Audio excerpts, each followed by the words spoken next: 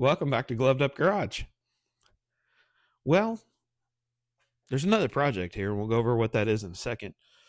I still have a lot to do to the 93 Cobra project, and we're going to jump on that, get through it this weekend, get as much done as I possibly can so I can get that car back to that gentleman hopefully very soon. Just to kind of update where some of the other projects are, well, the Lincoln got dropped off yesterday, and it's outside, so I've got to work on the Lincoln also. And then the big teal elephant in the room in front of you. Well, this is the newest project that I've taken on. I wish this vehicle was mine. It is not, but we'll walk into this thing and I'll show you what we've got. So I wish I could say that this was the 93 Fober project that was done and ready to go, but it's actually a little better. This is the 93 Cobra. This is a legit Cobra. Belongs to a friend of mine. And I have been selected to restore the outside of this vehicle and work on some of the body work and some of the other stuff that needs to be done to get this thing back to a pristine level. So, one of the things you can see already, we got a lot of rust over here on the fender, in the lip. We're going to replace that. A few little door dings and stuff on this driver's side door, a couple little door dings on the quarter panel, some scratches up here on the top. There's a few little dings here. Now on the roof, there's a pretty good hail dent there. The whole roof up here is covered in hail. A couple of dents up here on the hatch. It's really kind of hard to see, but on camera, the outside of this thing, I mean, it's really not in bad shape over on this side. You can catch a couple more hail dents on the hatch, and then we do have a section of rust here. So I know the bottom lip of this gets really, really dried out. The seam sealer goes bad, and it gets a lot of water built up inside of it. And I've got another bubble right here of rust. So I know that we're going to have a lot of work to do on this hatch to get it ready. I may need to get another hatch, depends upon what the inside of this thing is going to look like. This is the bad side. So this thing looks like it must have hit a guardrail, another vehicle hit it or something. But this quarter panel, some people would probably try to replace it. I'm going to save this quarter panel. That is my goal with this car, is to get this quarter panel to look just as good as the other side. Well, obviously, after fixing the dents and the dings. The door, however, it doesn't make a lot of sense to try to save this door. We're going to replace this door and then give you guys a shot of the roof here. You can see there's some hail dents and stuff in the roof. Really, overall, it's not terrible. It does have a lot of little dents and dings everywhere. This fender's got some rust in the lip too, so I'm gonna check and see. I may be able to patch that. I would like to use as many factory body panels as I can, but it's all going to really depend upon how bad the rust is. Under the hood, it's not too terrible. We do have some rust over here in the strut tower. In the grand scheme of things, it's really not that bad. It's more of the tower than it is the rail, so that's a plus. I'm going to do something similar on this car that I did with the 93 or my 89 coupe. I'm not going to pull the engine if I don't have to. We'll see how that goes once we get into it. It may wind up needing to be pulled. A couple of things that I need to take note of is, the master cylinder and the booster and that proportioning valve. They are specific to the 93 Cobras. I'm going to have to take a lot of care in getting those items out of the way. So we also have the grill insert up here. It's broken. And then the hood is pretty mangled up here on the top edge, and all the way across the top of the hood is just shot. So we're going to get another hood for it. I imagine the header panel back here is probably damaged as well. The hood release cable is completely shot, so we'll get another one of those. Overall, exterior wise, I mean, like I said, it's not terrible, but it does need a lot of work, and that's where my expertise kind of comes into play. Interior wise, this thing is in really good shape too. Console lid's broken, but that's kind of a normal thing for anything with some decent miles on it, which looks like it has about 108,000. So kind of normal for a Fox body. those little things tend to wear out, like especially the door panels, mat pockets, and stuff like that. Again, overall, really, really good shape, really good condition. One of the things I told him I would do while we have it here doing the restoration is redo his quarter windows so that obviously the finish and all that stuff matches everything else. Time for another update, and if you know what this emblem is, you know what this car is. So this is our 2004 Lincoln Town Car that we've been rebuilding from an accident happened a few years ago. The insurance company totaled the car out. I found that the frame was bent. We had a lot of front end damage, and I've been trying to piece this thing back together. The majority of the time has just been trying to find a shop that can handle the frame of this vehicle, because it's not a unibody car, and a lot of shops have gotten rid of their big frame racks. So I was able to track down a shop in Louisville, Kentucky, Riggs Frame and Alignment, put this thing up on a machine, and they pulled this frame back straight. He found that even after all the other pulls that had been done on this car, that frame was still 2.5 inches out in some spots, and basically the frame had been moved into a diamond shape instead of a square rectangular shape. So he got it up there, got it pulled, got it all nice and straight. The wheel openings are correct for the rear end now, so we're good there. Still got a lot of damage that I need to go through and fix, like this driver store. And then the main thing on these new fenders that I got, when I started to get them ready for paint, I basically just wanted to not make them that golden beige color.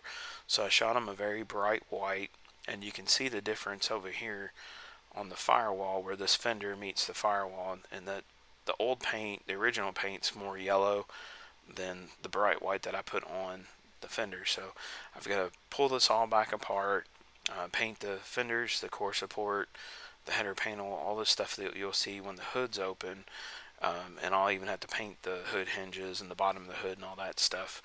But I've got a little bit left that I need to do before we're ready to really start reassembling this car. So I've got some time set aside in the booth at work, and I'm going to pull all these parts off, take them in and paint them, and then we'll be good to go. Get this thing put back together. One of the other things I've been working on my Explorer ST is finishing up my lights and sirens. And when I was in the process of doing that, I found water leaking over from this left rear corner of the vehicle. Also found that this rear body panel was full of water, and it was trickling through a small hole in the back down into the spare tire well, and actually it filled up that spare tire well with water at some point. So I started to really go through a process of taking everything out. I've got the subwoofer enclosure out, and just trying to figure out where this water's coming in. So one of the first leaks that I was able to find, that whole area under the vent had a bunch of water in it, and what was happening is this bolt that holds the tail light in, there was water coming in at the bottom of that bolt. Now on the other side of the tail light, there's a foam gasket that goes all the way around that bolt and should seal the tail light to the vehicle, and it wasn't. So I put some sealant on that bolt and the tail light. Another spot that I found leaking was this black pin right here, and that is where the tail light engages into the quarter panel and keeps it straight. So I put some sealant there as well. Up inside the quarter panel, there's some alignment pins and clips that hold the flare to the left quarter panel, and I'll point those out to you. These right here, the pins and the clips that hold that flare on, and we were actually seeing some water leak in around that as well. So I've got everything sealed up.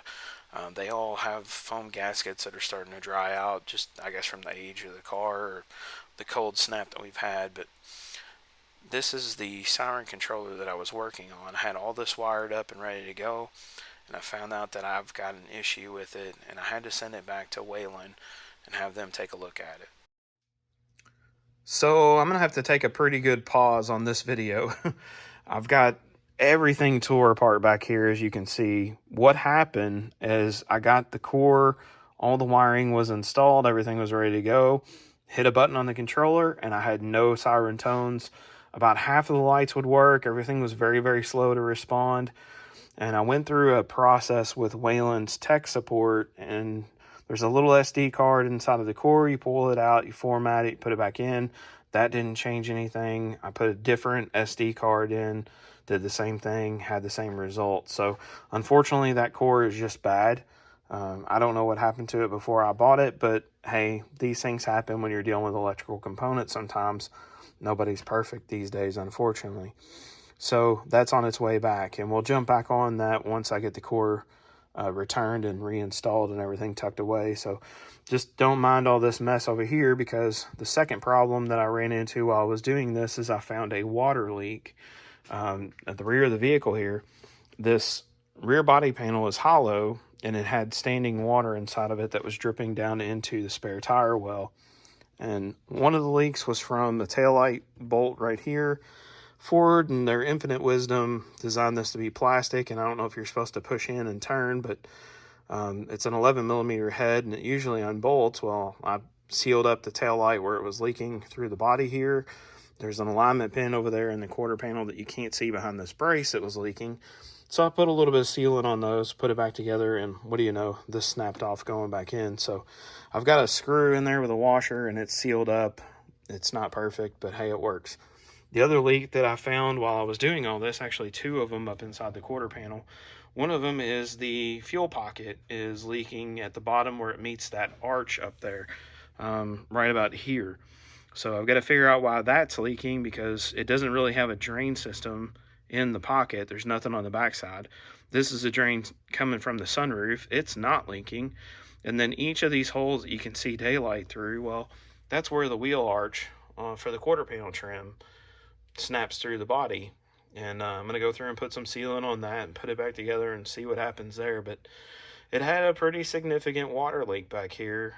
There was a lot of standing water in the spare tire well from all of those sources. So I'm going to get all that taken care of, button this back up, and then I'll come back to you guys once I have the new core installed and everything hopefully works. And I can show you guys what I've been working on. One of the things that's really bugging me is that wheel is on the wrong side of the car. And that's a passenger side wheel. You guys might have seen it in the walk around, but it's really getting to me. I'm going to have to put this thing up in there and swap the wheels around. So that's a driver's side wheel, a passenger side wheel, and the fins are directional. It bugs me. We'll fix that. So you guys see, it's a pretty big project. I've got a lot of work to do to this car. I'm not going to be able to do this by myself. I told the owner I'd like to get it back to him in about 6 to 9 months. And I knew going in, there's no way I could do that by myself. Just working nights and weekends on the car out here in the garage by myself, just turning wrenches and doing metal work. Um, so I've asked both of my sons if they'd be willing to come out here and help me with the restoration. And since I'm getting paid to do this, I'll be able to pay them a little bit of money too. They both agreed to it. So I look forward to having them on the channel this coming year, out here working on this car, doing this restoration. Hopefully they learn some stuff along the way. I would love to do that full time and have them employed full time once they get out of school, if they so choose to do that. But I would love to have them involved in a family business like that. My dream and my end goal of this channel would be to have my own business restoring Fox bodies, SN95s, Crown Vics, Marauders, all that stuff. Those cars all kind of fall into a weird position when it comes to like a muscle car restoration shop or like a production body shop, just because not a lot of people know a lot about these cars outside of those in the hobby. So your dealers don't know a lot, the body shops don't know a lot, so they fall into a weird spot. By no means am I an expert on these things either. I've just learned a lot through the years. So I'm very humbled to have a car like this here, taking it to the level that it needs to be at. The other car he's got lined up after this, these two back to back, that's an awesome thing for me. I'm really appreciative of it. So I also want to take a moment to thank you all for the support that you've given me too. We started the year at 400 subscribers, I think it was. As of today, we're at 861, and that means a lot to me. I know in some previous videos I'd said I was hoping to hit 1,000 by the end of 24. we didn't get there. Fell a little short. No big deal. We'll get through it. I'm still very appreciative to everything that you guys have supported me with, the likes, the comments, the subscribes, and stuff like that.